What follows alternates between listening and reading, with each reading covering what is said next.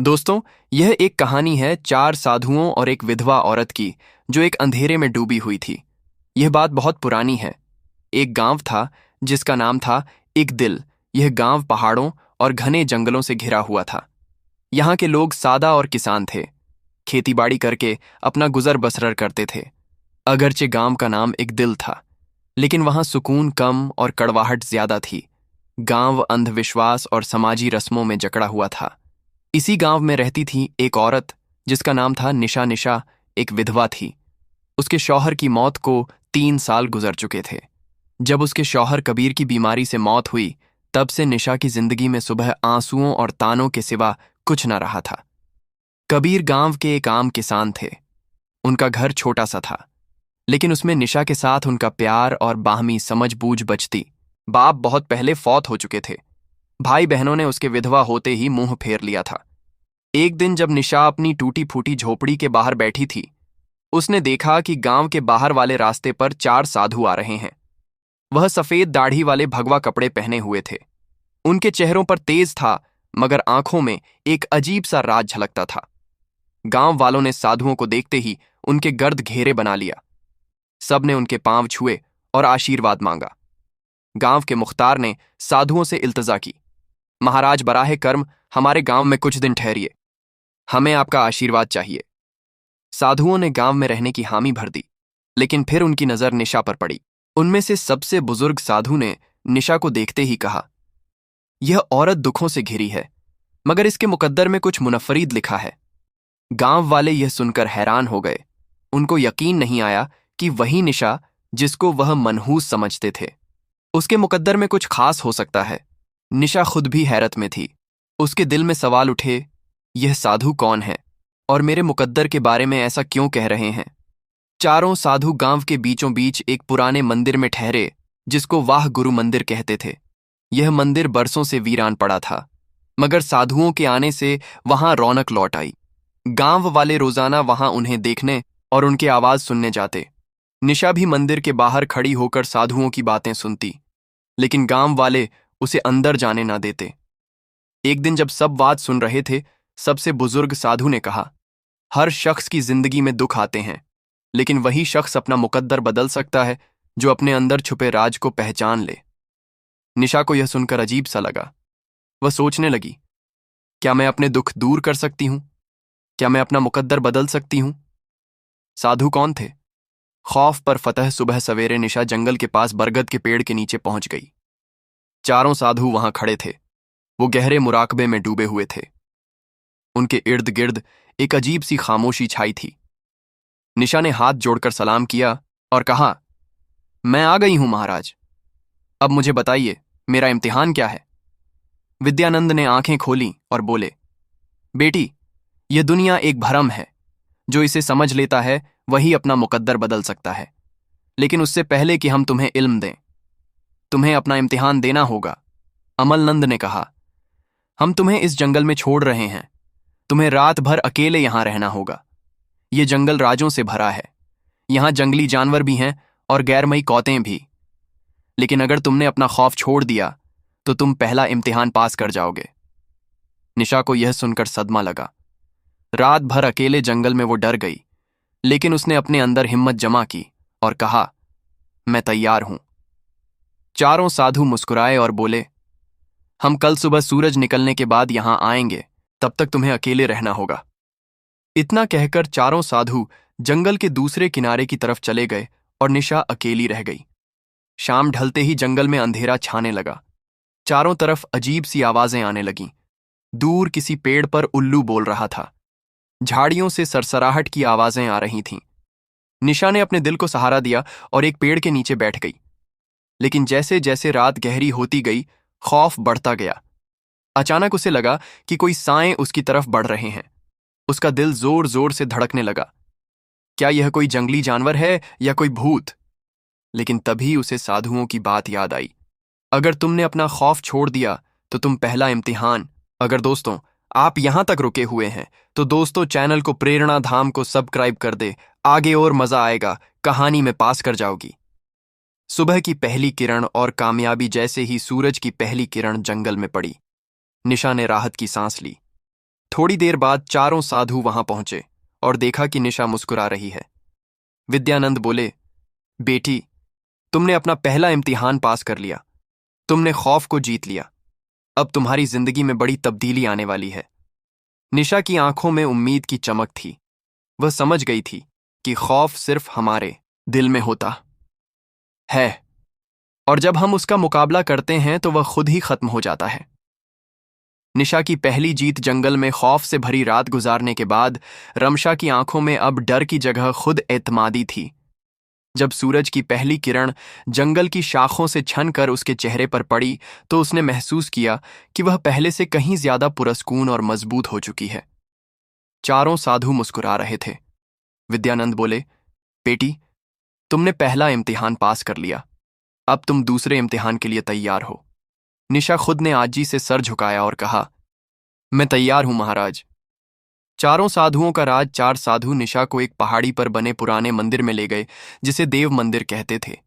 ये मंदिर देखने में सादा था, लेकिन वहां एक अजीब सी तवानाई महसूस हो रही थी। जैसे ही निशा ने मंदिर के दरवाजे पर कदम रखा, उसे अपने जिस्म में एक हल्की सी कंपन महसूस हुई। तभी मुराकबानंद ने कहा, अब वक्त आ गया है कि हम तुम्हें अपनी असली हकीकत के बारे में बताएं। निशा हैरान हुई, आपकी असली हकीकत? विद्यानंद ने अपनी आंखें बंद की और अचानक उनके जिस्म से एक तेज रोशनी निकलने लगी। इसी तरह अमल नंद और मुराकबाब नंद भी रोशनी से जगमगाने लगे। कुछ ही लम्हों में उनके सामने आम इंसानों की बजाय 3 देवी सूरतें खड़ी थीं। वह देवता थे। निशा हैरत से देखती रह गई। वह कुछ बोल ना सकी। अमल नंद बोले, हम आम साधु नहीं हैं बेटी। हम 3 ब्रह्मा विष्णु और महेश के अवतार हैं और इस जमीन पर खास मकासिद के लिए आए हैं। मुराकबानंद ने आगे कहा, हमें हुक्म मिला था कि हम किसी ऐसे शख्स का इम्तिहान लें जो सच्चे दिल से अपना मुकद्दर बदलना चाहता हो, और हमने तुम्हें चुना।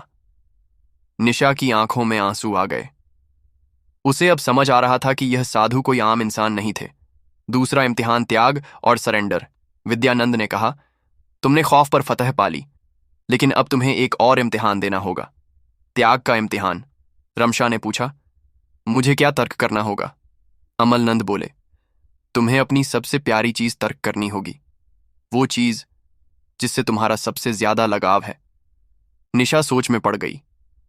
उसके पास वैसे भी कुछ न था, लेकिन फिर उसे अपने शौहर की तस्वीर याद आई। कबीर की मौत के बाद वही एक चीज थी जिससे वह खुद को जोड़े रखती थी। जब भी वह उदास होती, उस तस्वीर को देखती और अपने शौहर को याद करती। उसने आहिस्ता से पूछा, क्या मुझे अपने शौहर की तस्वीर छोड़नी होगी? मुराकबानंद बोले, अगर वही तुम्हारी सबसे प्यारी चीज है तो हाँ, लेकिन याद रखो, सच्चा त्याग तब होता है जब वह दिल से किया जाए। अगर तुम इस इम्तिहान के लिए तैयार नहीं हो तो हम तुम्हें मजबूर नहीं करेंगे। निशा के दिल में कशमकश शुरू हो गई। क्या वो अपने शौहर की आखिरी निशानी छोड़ सकती है? उसने कुछ देर सोचा और फिर कहा, अगर मेरी जिंदगी बदलने के लिए यह जरूरी है तो मैं तैयार हूं। 4 साधु मुस्कुरा उठे। विद्यानंद ने कहा, तो जाओ और अपनी सबसे प्यारी चीज गांव के तालाब में बहा दो। वहां एक पुरानी संदूक में वह तस्वीर रखी थी। उसने कांपते हाथों से उसे उठाया और तालाब की तरफ चल पड़ी। गांव के कुछ लोग उसे यह करते देख रहे थे। वह आपस में बातें कर रहे थे, अब यह पागल हो गई है, अपने शौहर की तस्वीर क्यों फेंक रही है? लेकिन निशा ने उनकी बातों पर ध्यान ना दिया। उसने आहिस्ता से तस्वीर को पानी में बहा दिया। जैसे ही तस्वीर पानी में डूबी, उसे लगा कि उसके दिल का सारा बोझ भी पानी में समा गया। अब वह हल्की फुल्की महसूस कर रही थी। दूसरा इम्तिहान कामयाब जैसे ही वह वापस जंगल में पहुंची। चारों साधु वहां खड़े थे। विद्यानंद बोले, बेटी, तुमने त्याग का इम्तिहान भी पास कर लिया। अब तुम उस बंधन से आजाद हो चुकी हो जो तुम्हें मांझी से जुड़े रखता था। निशा को अब वाकई लगने लगा कि उसकी जिंदगी बदल रही है। मुराकबानंद बोले, अब तुम्हारा आखिरी और सबसे मुश्किल इम्तिहान बाकी है। निशा ने सर झुका लिया। मैं तैयार हूं महाराज। तीसरा और सबसे मुश्किल इम्तिहान। निशा ने खौफ और त्याग के इम्तिहान पास कर लिए थे।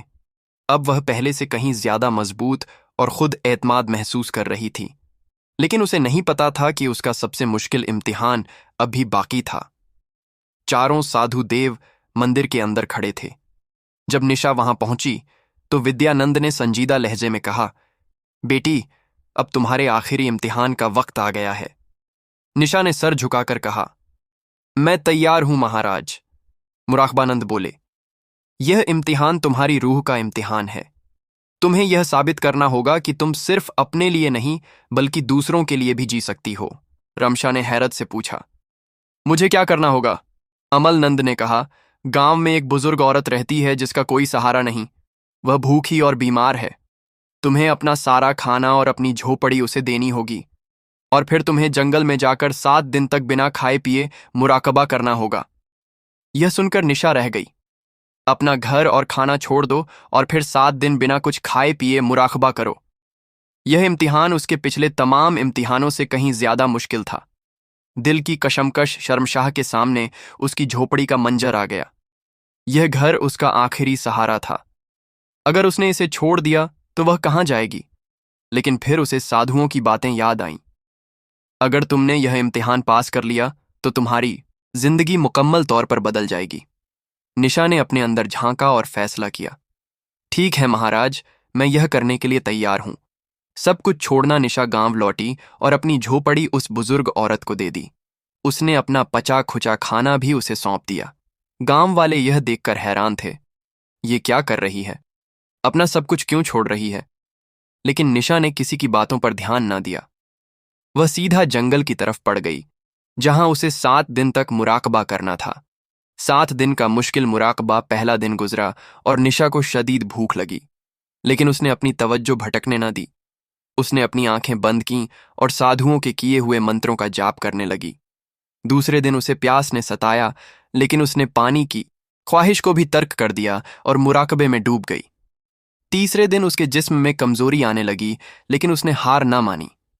चौथे दिन उसे लगा कि वह अब और बर्दाश्त नहीं कर सकती, लेकिन तभी उसे साधुओं की बात याद आई, सच्ची ताकत जिस्म में नहीं दिल में होती है। 5वें और 6ठे दिन वो मुकम्मल तौर पर मुराकबे में डूब गई। अब उसे भूख और प्यास का एहसास ही न रहा। 7वें दिन जब सूरज निकला तो कुछ गैर मामूली हुआ। निशा की रूह एक नई तवानाई से भर गई। उसे लगा जैसे वह कोई आम औरत नहीं रही, बल्कि एक इलाही ताकत से जुड़ गई है। निशा का बदलाव जब 7वां दिन पूरा हुआ, चारों साधु उसके सामने नमूदार हुए। विद्यानंद बोले, बेटी, तुमने अपना आखिरी इम्तिहान भी पास कर लिया। अब तुम कोई आम बीवी नहीं हो, बल्कि एक ताकतवर रूह बन चुकी हो। अमलनंद बोले, तुम न सिर्फ अपना मुकद्दर बदल सकती हो, बल्कि दूसरों का भी मुकद्दर बदल सकती हो। मुराकबाब नंद ने अपने हाथ उठाए और कहा, हम तुम्हें आशीर्वाद देते हैं कि अब से तुम्हारी जिंदगी सुख सुकून और इज्जत से भरी होगी। निशा के इर्द गिर्द एक सुनहरी रोशनी फैल गई। उसने आंखें बंद कर लीं और जब खोली तो वह पहले से कहीं ज्यादा पुरसुकून, मजबूत और रोशन महसूस कर रही थी। गांव में वापसी और इज्जत। जब निशा गांव लौटी तो गांव वाले उसे देखकर दंग रह गए। अब वह कोई दुखी बीवी नहीं थी। उसके चेहरे पर इलाही नूर था। उसकी आंखों में खुद एतमादीदी थी। गांव वालों ने, जिन्होंने उसे पहले ही कारत से देखा था, अब उसके पास आकर उसके पांव छूने लगे। वो कहने लगे, हमें माफ कर दो, हमने तुम्हारी तौहीन की थी, लेकिन अब हमें समझ आ गया कि तुम कोई आम औरत नहीं हो। निशा मुस्कुराई और बोली, सच्ची ताकत बाहर नहीं, हमारे अंदर होती है। जब हम अपने डर, अपने लगाव और अपनी अहम को तर्क कर देते हैं तो हम वाकई आजाद हो जाते हैं। निशा की गांव वापसी के बाद अमन नगर के लोगों के दिल बदलने लगे थे। उसके चेहरे की रोशनी, उसकी बातों में सच्चाई और उसके किरदार की मजबूती ने सबको हैरान कर दिया था। लेकिन निशा के लिए यह सिर्फ एक नई शुरुआत थी। चारों साधुओं के आशीर्वाद ने उसके अंदर एक ऐसी ताकत जगा दी थी जो अब सिर्फ उसकी अपनी जिंदगी तक महदूद नहीं थी। उसे समझ आ गया था कि उसकी असली ताकत दूसरों की मदद करने में है। एक सुबह जब निशा अपनी झोपड़ी के करीब बैठी थी, गांव के कुछ बच्चे उसके पास आकर बोले, निशा आंटी, आप हमें वो राज बताइए जिसने आपको इतना मजबूत बना दिया। निशा मुस्कुराई और बोली, राज? कोई जादू नहीं बच्चों, ये बस अपने दिल को साफ रखने और दूसरों के लिए कुछ करने की बात है। बच्चों की मासूम आंखों ने निशा के दिल को छू लिया।